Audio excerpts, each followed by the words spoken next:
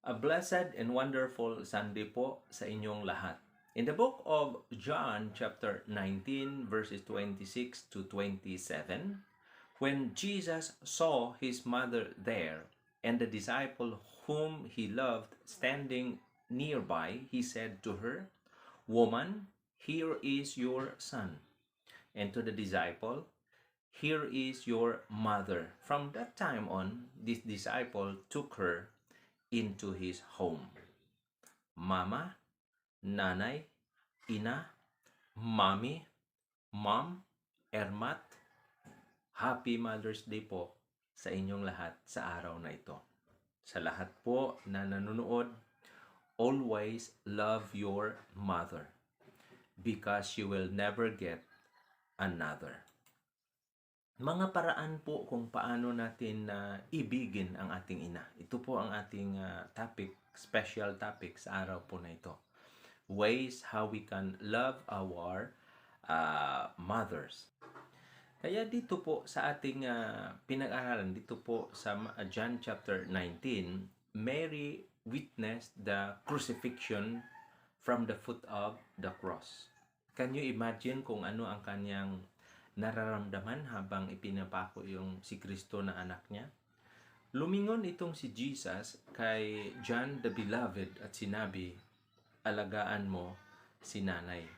At tininingnan niya rin ang kanyang ina na si Mary at sinabi sa kanya, "Let him stand in my place as your son." So lahat ng mga apostles, tandaan po natin, si John lang ang namuhay ng matagal-tagal. In fact, siguro mga 90 years old.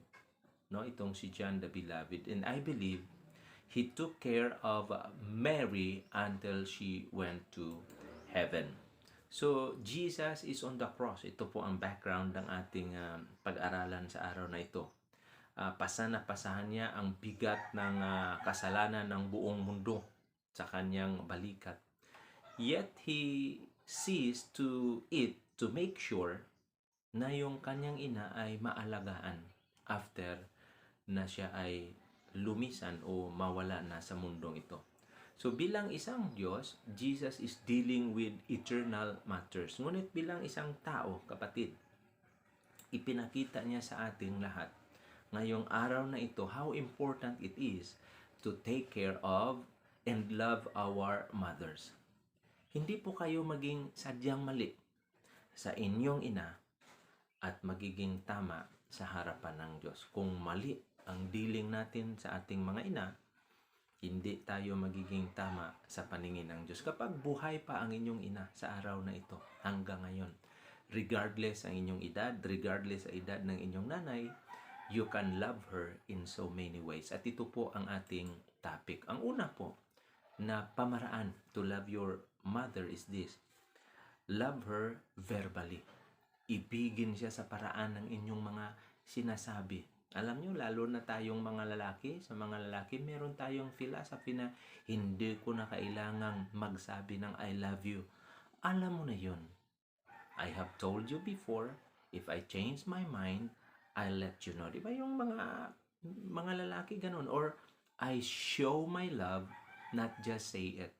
Maaring totoo nga ito, ngunit ang isang babae, tandaan po natin, ay nangangailangang marinig ang mga words na I love you. Kailangang marinig ito ng mga bata. At kapag sinabi mo ang I love you, it makes you more of a man, not less. So ang mga Mrs. or Mr. natin ay kailangang makarinig ng I love you. So love your nanay verbally and also love her physically. Ibigin siya na sa paraan na physical. Ang tanong, kailan ang huling pagyakap mo sa inyong ina kahit hindi niya ito hiningi sa inyo? Kailan kayo nag-kiss sa kanyang pisngi? Kailan kayo naghaplos sa kanyang lieg? Or umupo kayo sa sofa at kalong-kalong mo ang inyong ina for a change? Tandaan po ninyo, siya ang kauna-unahang taong yumakap sa inyo. Siya ang kauna-unang taong humawak sa inyo. She wrapped you in her womb for months. And you came out, and for the first priority niya was to hold you. And she cuddled you, she stroked your head, rubbed your feet, and held your little cheeks against her, give you a finger to grasp. In love, ginawa yan ng ating nanay ang lahat na bagay nito. Kasama na itong inaayos niya upang ikaw ay mapaganda, di ba? Including grooming you with a lick thumb. Ganon. So, love her patiently. Pagpapasensyahan mo ang inyong ina. Ibigin siya na may pasensya. Yan po, kapatid. Grabe yung trabaho ng mga nanay na walang sweldo, libre pa. Walang posisyon in the business world. Tandaan niyo, walang position in the business world compares to the physical, emotional, and spiritual commitment she has in motherhood. So ano ang punto? Kahit pa sa lahat na ginawa niya para sa atin, kadalasan nakulangan tayo ng pasensya para sa kanya. We often become impatient with her. Nasanay tayong siya ang gumawa ng lahat ng mga bagay para sa atin, alagaan tayo. No? Sometimes tayo pa ang galit. Bakit ang damit ko kulang sa lapa? Bakit hindi pa ito naplansa? Di ba? Reklamo. Ano ba yung luto mo, nanay? Ang alat-alat. Ayaw kong kumain yan. Mas masarap yung corned beef. Parang ganon. Hinatid sundo ka sa school. Kapag malate siya ng 5 minutes, galit pa. Love her patiently because she patiently loves all of us. And fourthly, love her attentively. Makinig tayo sa kanya. Diba? Kahit na sa may mga edad na, punta pa rin sa nanay. May mga nagkaroon na ng mga pamilya, sariling pamilya. Punta pa rin si nanay. Si nanay pa rin ang ating sumbungan dahil nakikinig siya sa atin. Sa araw na ito, love your mother attentively. Ikaw naman ang makinig sa kanya.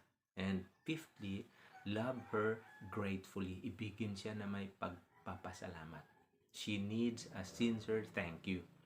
And not just today, but from a genuinely thankful heart when least expected.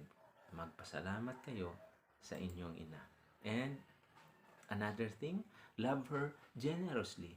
Ibigin siya na may pagbibigay. Alam po ba ninyo na malaki yung pagkakautang natin sa ating ina? Kahit tadtarin pa daw tayo ng pinong-pino, hindi mo kayang mababayaran. Kaya sikapin nating maging generous ating ina. Alam mo, halos inuunan ng ina ang ating pangangailangan kaysa kanya.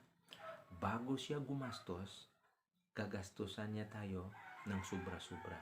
Kahit siya wala, kahit punit-punit na yung damit niya, basta ang sa atin bago lang. Yan po ang mga ina. So love her generously. And lastly, love her honorably. Ibigin siyang may respeto, di ba? Exodus 20:12, honor your father and your mother. So ang utos na ito ay patuloy hanggat buhay pa ang inyong ina. Another command dyan is obey, di ba? Non-binding po ito ang obey your parents pag kayo ay separated na, but honor is different, di ba? So yan po ang ating gagawin at itong utos na ito ang may kasamang promise. So sana po sa araw po na ito, sa lahat ng nanay sa buong mundo, salamat sa pagpaparamdam ng forever na pagmamahal. Happy Mother's Day po. Tayo po ay manalangin. In the name of Jesus Christ, Lord God, we lift up all mothers to you today. We thank them for their sacrifices so that we can have a life of contentment.